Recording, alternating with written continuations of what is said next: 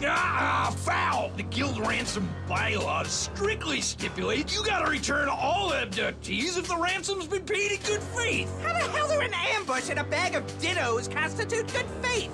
What's the matter with him now? He's been scarfing pistachios in a hot spider hole for 2 hours because somebody was late. Oh, excuse us for ruining your double cross. All right, do-over. Everybody back in the cocoon.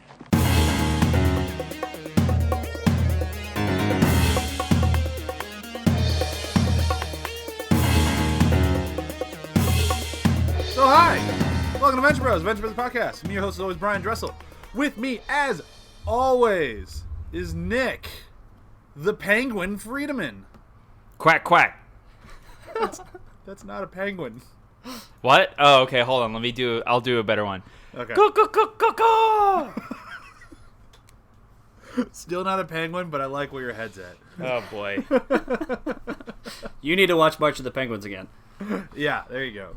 Okay, hold on a second. I got one more. I'm Morgan Freeman. Nailed it. Yeah. I was really hoping you're going to say I'm Danny DeVito, just to catch everybody off guard, but then Oh. then it didn't happen. Oh well. I'm fine with it.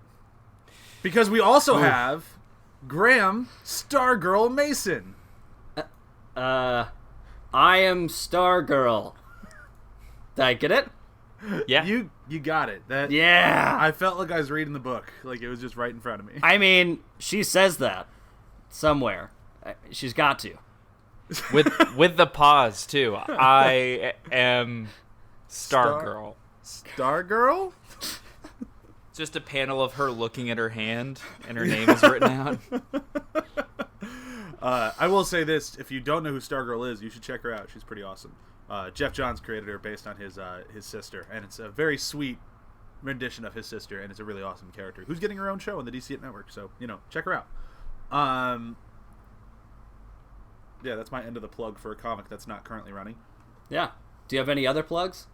I do, as a matter of fact. I don't feel enough people have followed me up or listened to what I've asked, or I don't know how to phrase this better. Basically, I've put a challenge out there for people to try to stump Samwise, and so far they haven't done it. So you guys are going to have to try a hell of a lot harder. So check out the show Samwise. Comes out every Wednesday or Tuesday, depending on how our articles are going. One of those 2 days, 10 a.m. Sam will answer any and all questions you have about life using Lord of the Rings extended editions and their special features. If you don't think she can do this, well, that's who I'm talking to. Prove me wrong. I think Sam can tackle any question you have. Do you? There's the end of my dramatic pause. Reach out to her at sam.wise.ath@gmail.com or give her a ring, 608-561-2755. I could be wrong, but I think she told me you can even text that number if you don't want her to hear your voice and you don't want her to have your email address. But I guess then she'd have your phone number. Either way, reach out. Try to think of some life question that she can't answer. Let's stump Samwise. That's the end of that plug.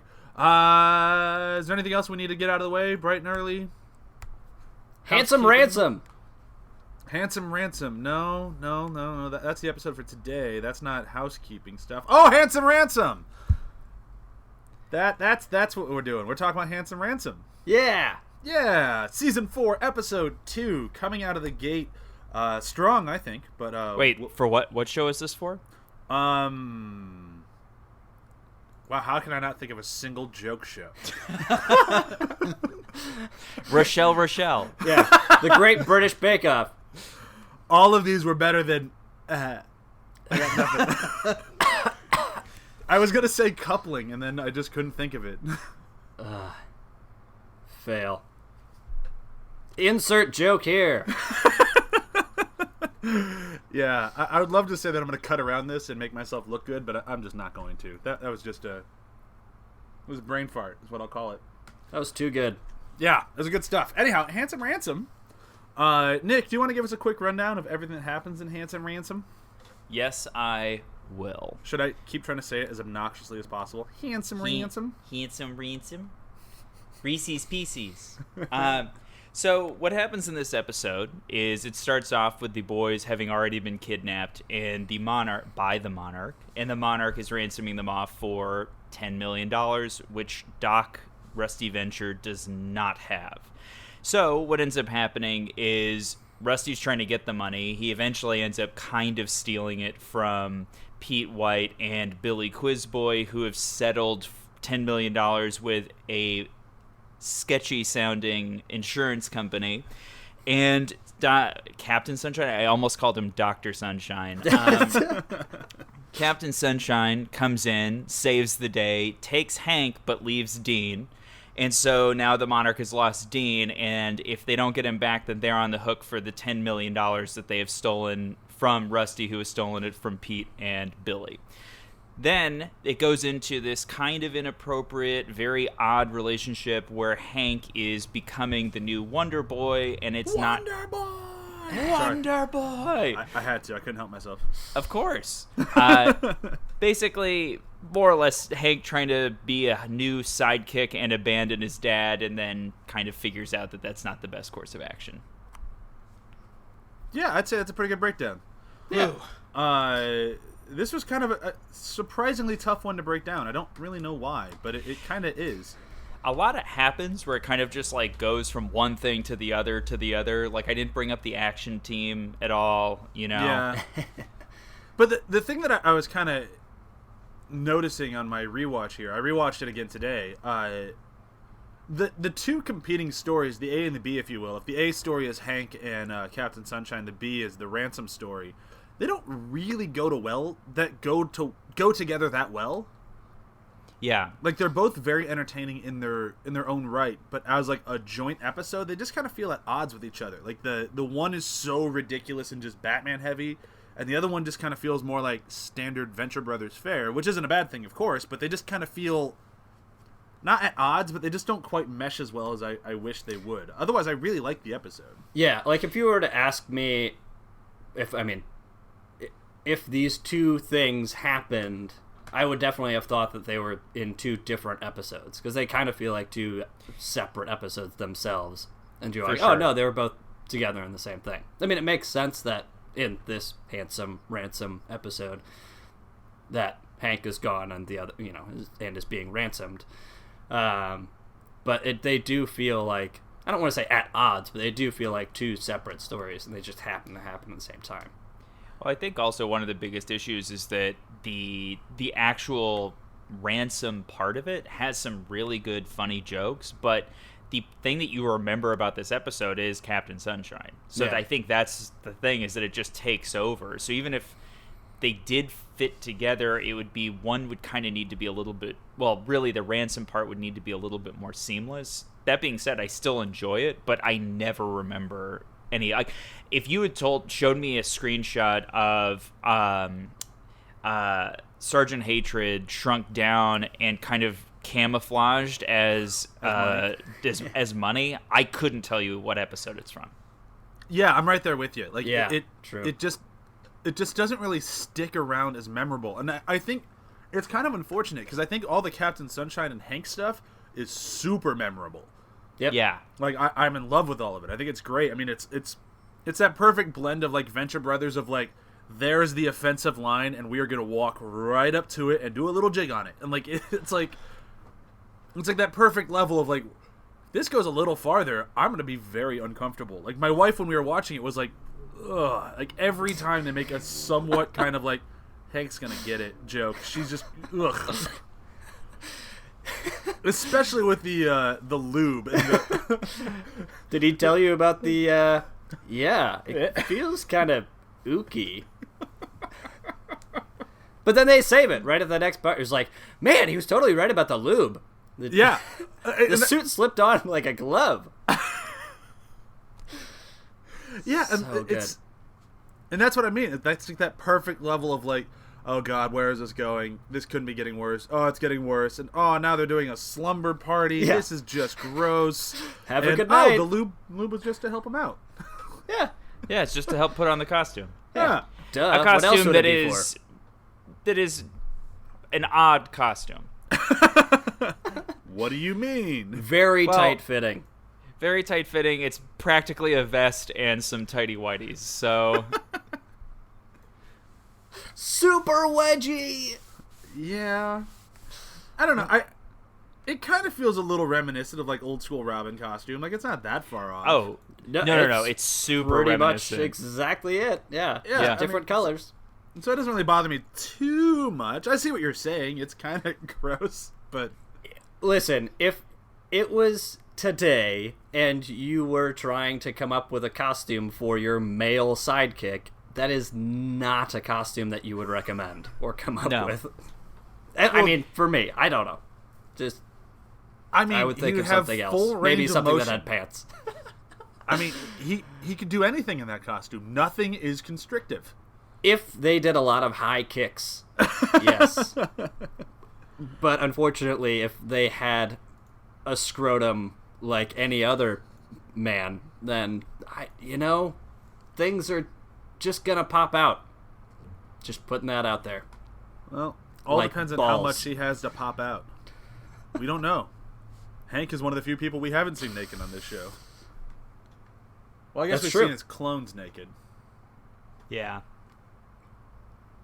But This is a rabbit hole I don't really want to go down any further, though. So let's move. Nope. Let's move anyways, as we were coming up to this line and Yeah, dancing a jig on it. Yep, let's dance away. The other thing I really want to I love in this show, and specifically in this one, I mean, we bring it up a lot when they get celebrity guests or like not really celebrity, but like voice actor celebrities, they really knock it out of the park. And if you're going for a mock Batman character, who better to get than fucking Batman? Yeah.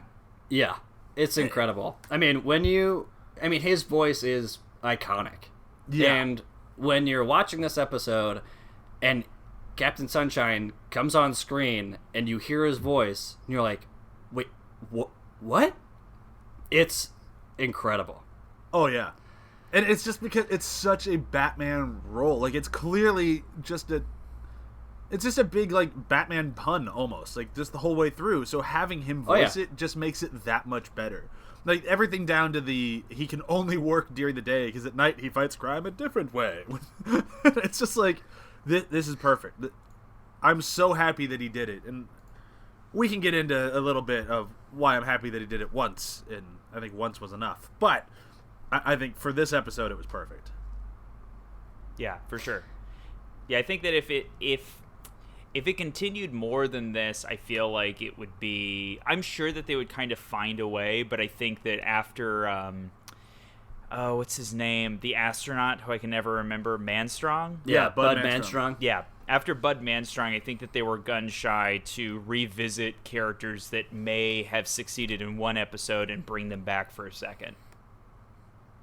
Yeah. Yeah, that makes sense. Yeah. 'Cause And it works so well. I mean, this is such a strong one-off or seemingly one-off character. And for them to nail it so much with, obviously, the voice actor. But I know, and I think, Brian, you were saying that there were some reservations of kind of with this potential being of Sergeant Hatred, too, to where it's like, he could be potentially be kind of a scene stealer and kind of just one of those big characters. And I think with Sergeant Hatred, they do actually pull it off with making him a very much a major character for the rest of the show. Yeah, I'd say, with the exception of like maybe season 7 a little bit, they kind of start running out of ideas what to do with them. But up until little. then, yeah. Yeah, And yeah, even yeah. then, he's still That's a true. major character. Yeah. For the next, But yeah, I think 2.5, 3 seasons, Yeah, I just don't think they could have gotten away with that more than the one time. So, like, leaving Bud Manstrong out, leaving Captain Sunshine out, like, these sort of bigger characters, I think was the right call. And I honestly, out of all of them, prioritizing Sergeant Hatred, I mean, we've talked about a little bit here and there about, like, are you a fan of him being around all this time or not? And that guy warmed on me so much, and I love having him around. I think he's great.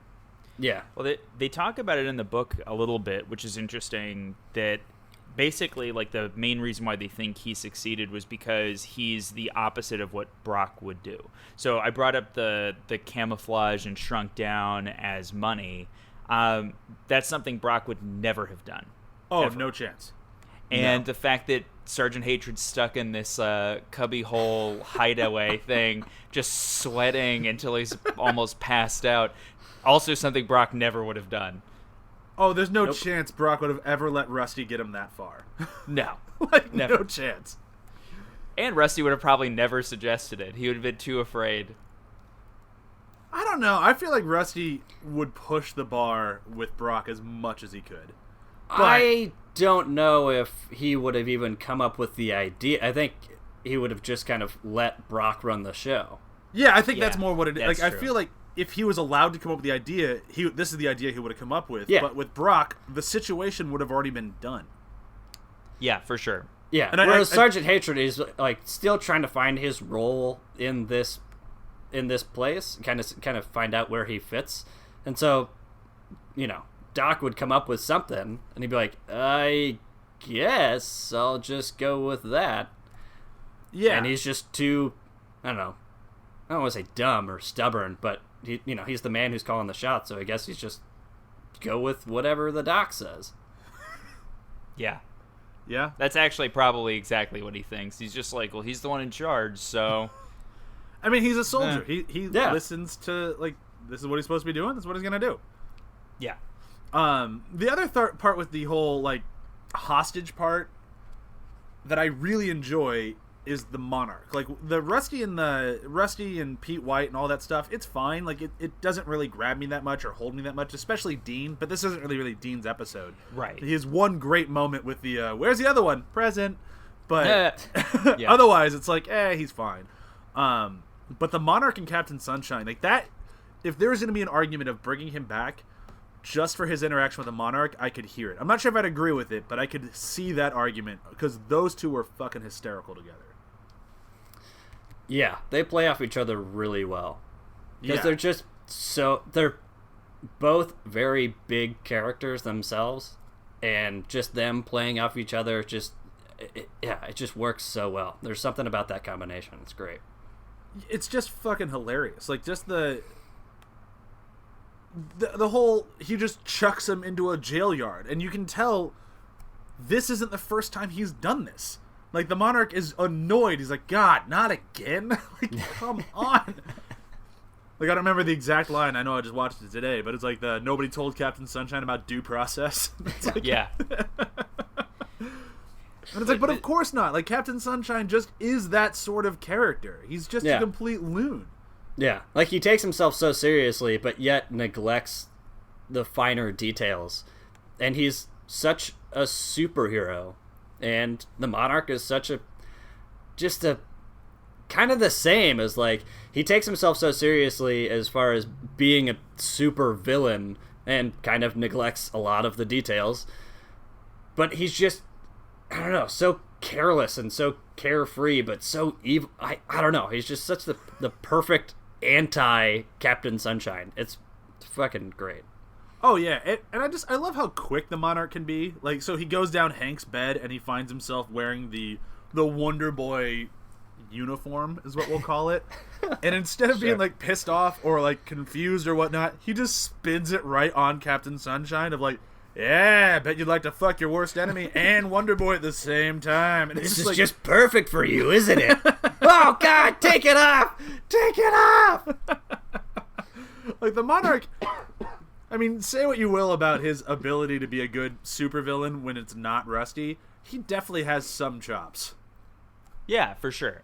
Like, he just ruined poor Captain Sunshine in, like, the matter of seconds.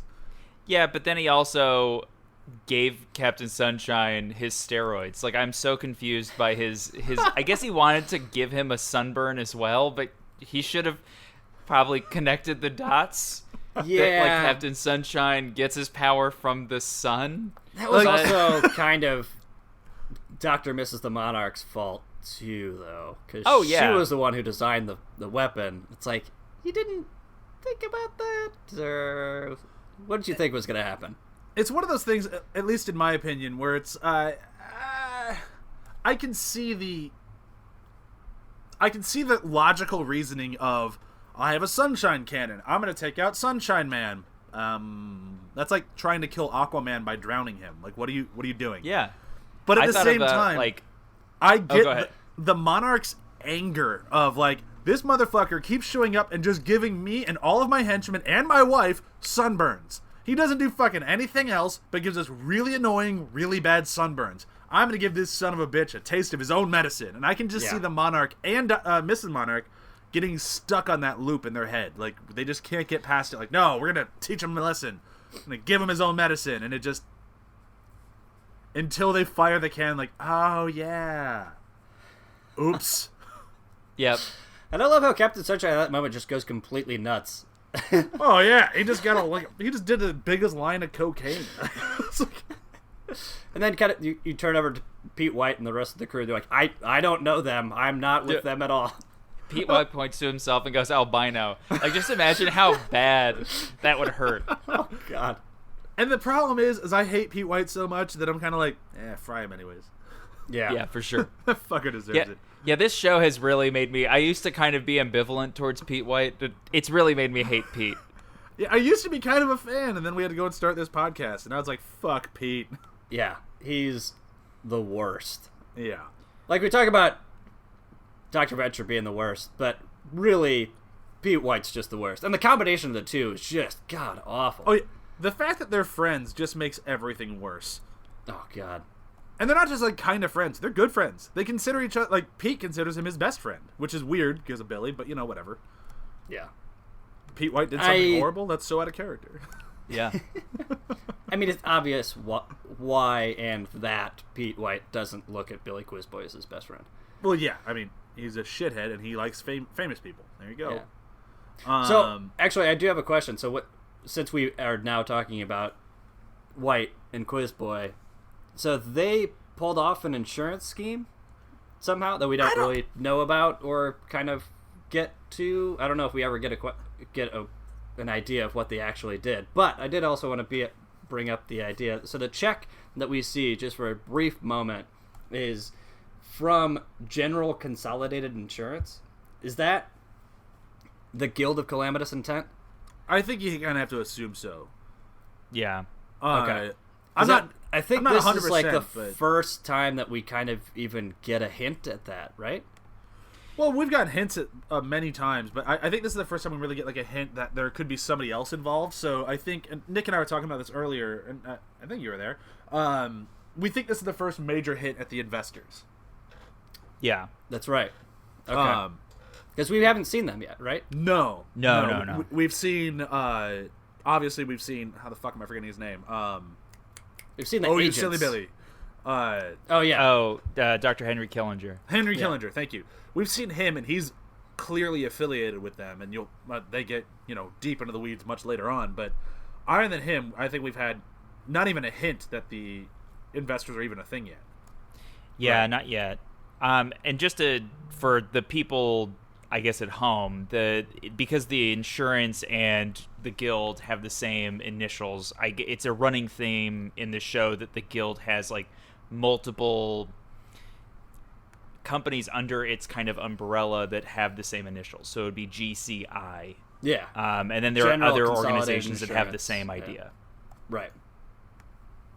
Yeah, that was the first time that I noticed it in the rewatch, to where it's like, oh yeah, they did pull off an insurance scheme. Oh, what is the check from? Oh, GCI. I wonder. And I also have that, like, wait, Pete White and Billy Quizboy pulled something off? Right. Well, but I also think, because as you brought up the investors, I think pulled something off is very heavy air quotes. No. More what I was meaning was more like, if you're not paying attention to the investors and the guild, right. It's like, wait, how did they do this? It's Pete and Billy. So when you start breaking it down, it makes sense that there's other players involved. Exactly. Yeah. That's otherwise, these fucking guys aren't doing it. Yeah, and especially because, like, $10 million, that's a big claim. Like, that would be tough to pull off. And especially, it's like, they're shaking martinis with neck braces on. It's like, yeah, they're not the best at pulling things off. No, they're not. New. They might be the worst. Other than Rusty, of course. Rusty Yeah, would have Rusty's worked it. definitely. He has such like a high failure rate. It's oof. It's comical. Except for the clones. Very, very successful at that. That's true. Yeah. I'm trying to find. I was so sure that there was another example of a GCI thing from either before or a little bit after this. I can't find anything. So maybe I'll bring it up if it pops up again. But I was just trying to think. Yeah, that's why I was like, is this the first time? Because I was really trying to recollect if there was another thing, but I couldn't remember. And if there was, it was either so well hidden or I wasn't paying attention well enough. I feel like there was one, but I don't know well enough to say for sure, and I definitely don't have enough like stuff in front of me to be able to like dig through it and find it in a timely manner. So Other than in, I think it was the Orb episode when we actually go back to when they're like, we're the guild. We're not the guild of calamitous intent. Other than that being the kind of the origination of the phrase, or the name, I don't recall anything off the top of my head right now. Yeah. Yeah. Another thing I kind of want to talk about in this episode, because we haven't really, in the first episode of the season, you don't really see where he ends up, and this is the first time you get to see him. This is the birth of 2-Ton-21, which is far and away my favorite version of him. I love him, know, past this, when it's just basically him and the Monarch and they're having fun. But when he's like the rogue henchman, like the badass henchman, it's kind of my favorite time for him. Yeah. I mean, obviously in season 7, he and the Monarch have a pretty heavy shift, and that's my favorite version. But the start of this journey is definitely my favorite for sure. It's so good. Like it's just so fun. good. And you can definitely see that he's still trying to figure it out. Like when you see him in this episode of like, I forget how the Monarch phrases it, but it's like there's a taxi cab waiting in the front, finish him or something like that. And 2-Ton-21 runs out to get him, and you're like, oh my god, he's gonna murderize that guy. And then later we revisit, and he just pays him off to leave. And you're like, oh yeah, he hasn't changed that much. I fucking love that. I just and I love that it ended up not helping at all. He still fucking died. Yeah. Yep. That poor guy. He's just trying to ask for his money. It's just like, shit. You shouldn't have done that. You shouldn't have even picked him up. Yeah. I mean, especially after, like, it's kind of his own fault if you think about it. Last time he helped him out, they're like, oh yeah, just... I think he says, I was told to kill you. Yeah, I was told to kill you. Because he goes, what? No, because he goes, what? No tip? He's like, man. There it is. Yeah, okay. It's kind of your own fault. Like, you shouldn't have gone back. Yeah. 100%. I'm not one to victim blame, but at the same time, it's like he was hanging out with a bear that's like, if you come back here, I'm going to eat you. He's like, all right, well, I'm going to hang out with the bear again now. Well, then you might get eaten. Yeah. Just so you know. Is there anything else we haven't really hit on this episode? We didn't really talk that much about Hank and Captain Sunshine. I feel like we should spend some time on them. I mean, their combo is pretty great. I mean, we talk about Hank being in his element. Yeah. This is it. One, for the voice actor being Batman is just hilarious. And Kevin Conroy. We probably should say his real name at some point here. Sure. I mean, I love thinking about him as just Batman, but he does... The man has a name. I mean, come on. He is Batman. I don't disagree with you. I just feel like, All right, Kevin Conroy. Anyways. Thank you. But talk about Hank being in his element. Like, this is it. This is his moment, and this is what he loves. And I think it definitely shows kind of an arc for him to finally then be at the end of the episode and be like, yeah, this isn't right. Well, I also have this thing of like, there's a part of my head that just keeps going, and maybe it's because of the last line of the episode, or maybe it's just his attitude, the whole thing. I don't think Hank sees this as like, oh, I get to be Wonder Boy for Captain Sunshine. I see it as Hank going, I'm auditioning to be Robin. Yeah. And that's why, I mean, at the end, he says, like, can you put in a good word with Batman? He's like, get out of my sanctum solarium! Yeah. I mean, we'll get to favorite lines later, but yeah, there's definitely... That's one of my favorite, is that whole interaction between the two of them. Yeah, it's kind of too bad. Like, there's a part of me that's like, Captain Sunshine just needs a friend. But at the same time, every time anyone sees Hank, everyone has the same reaction, which is, damn, Cap, another one? That's another great moment. Damn, Cap, another one? And I think it's even funny. So we'll get to the actual sequence of Captain Sunshine's, plural. But I think for even the butler, the first moment that he sees, you're like, oh, you didn't. Yeah. Not another one. Well, why don't you explain the Captain Sunshine's thing? Because I feel like that's something that goes over a lot of people's heads. Yeah, I'm not sure if I have this down as well as Nick does.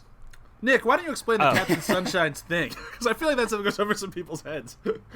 What do you mean his thing? Like his chronology? Yeah, the like how chronology of the whole Captain thing. Sunshine So in this Butler- episode is not the first, and yeah. So the original Captain Sunshine is the butler. I think it comes up in a later episode, so I don't want to spoil anything because it's in there. It does. I think it's where we actually meet Henchman 1. Yes. Or not Henchman 1, it's 0. Yes. Yeah, that sounds right. In that episode, you find out that he's the original Captain Sunshine, and the Captain Sunshine now, Scarsdale, is the original Wonder Boy. Then you have Wonder Boy 2, who we see later on, who is voiced by Patton Oswalt, which I think is next season, or maybe near the end of this season. Isn't that when they do like the sidekicks therapy? Exactly. Yeah. And then, then the third Wonder Boy is killed, and then Hank is the fourth Wonder Boy. Yeah. Okay, yeah, that makes sense. But yeah, it's one of those things where, like, I feel like as much as this show kind of wears a lot of its info on the sleeve, I feel like a lot of people just kind of miss that. I don't think it's as well stated as a lot of their other stuff is.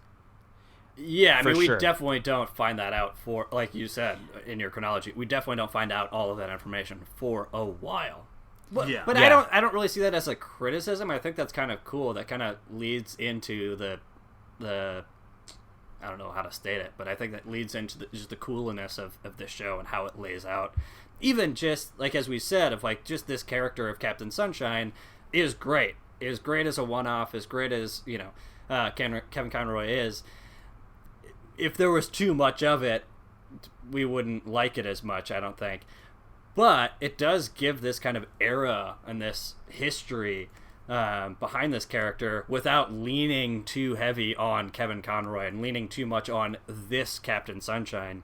I think it works really well. Again, goes to show that the genius of this show to build on something like that in this way over many seasons of this show, which just seems to be such a one-off character, such a thing that could just have been like, oh yeah, that one guy, oh yeah, Bud Manstrong, yeah, whatever. But I don't know. It just speaks to the ingenuity of the show that I just love. Yeah. Yeah, absolutely. I think we've kind of hit everything that we can on this one, though, unless there's something that you guys really wanted to bring up. Nah. Nah. Nah. Nah. Nope. Nope. All right, let's go into quotes. I'm gonna go first with my quote because mine hasn't been said yet, which I'm pretty proud of. And it comes from 21 because I love 21, and really whenever he has a good line, it makes me excited. And this time he had a line that was a callback to one of his earlier lines, which was when he had to shoot Hank and he thought he was killing Hank, and he's like, "Oh, I'm sorry about killing you. I just didn't know what else to do." And then this time, Hank shows up at the top of the stairs as Wonder Boy and goes flying down the stairs to fight him, and 21's like, "Hank, what are you doing?" And Hank's just like trying to kick his ass, like, body blow, body blow. And 21 doesn't even like put his weight into it, just kind of sticks his arm out and clocks him in the jaw. And he just goes, "I'm sorry I had to pop you one, but you're being a little dick." It's so good. Oh, it's good. I will go next. Go. Do it. So mine is when Chuck Scarsdale ends up landing after crash landing his the helicopter and runs through the house. Dr. Venture sees him and goes, "Shit, it's Chuck Scarsdale. Hide or we're going to be on the news." Then they all like run away as a group. I think that one's my favorite. That's a good one. Graham, last but not least. So, this is a moment that we didn't really talk about, where Captain Sunshine was being videoed by his news team, or I guess the super action team or whatever it is. And then I forget what the beginning line was, but prompted then by Ghost Robot to be like, "Do you want to talk about it? I know the feelings when one feels like they are just going through the motions of life, like they are a ghost or a robot." It's like, no, thank you, Ghost Robot. It's the best. Fucking love it. Oh my god, that's such a... It's just his delivery with his robot voice. Like, he's being sincere, but it's just hysterical because of his stupid robot voice. And the fact that he is literally a ghost robot, and that's all that one could do, and all could expect from him, is just going through the motions like a ghost or a robot. Or a robot. Oi. Oh, before we go, I Yes. found it because I was like, oh, something is making me. The last time we had a swap where it's GCI was the funding of Phantom Limb's muscle regeneration experiment, which was funded, quote unquote, by the Guild of Collegiate Investors. That makes sense then. Yeah, that works. Well done, Nick. Yeah. I was trying so hard. I was like, oh, and I was watching the episode. And I was like, I'm sure it's in this. So I Gotta be found it here out. somewhere. Whoa. God, I feel so relieved. Good. I'm happy for you. Thank you. Yeah. All right. So, quick round of plugs and we can say goodbye. Be sure to check out our website, athpod.com, where you can find this show and Samwise I mentioned earlier, and the OG After the Hype. We also have articles coming out twice a week right now. By the next few months, we're going to try to get up to about 3 or 4, maybe even 5 times a week. We have new shows coming down the pipeline all the time. Tons and tons of stuff always going on there. So athpod.com. That's really all of my plugs. You guys have anything to plug? Nope. Perfect. Be sure to tune in next week for the flip side of this. We had Hank this week. We got Dean next week. For perchance to Dean. Bye. Bye. Bye.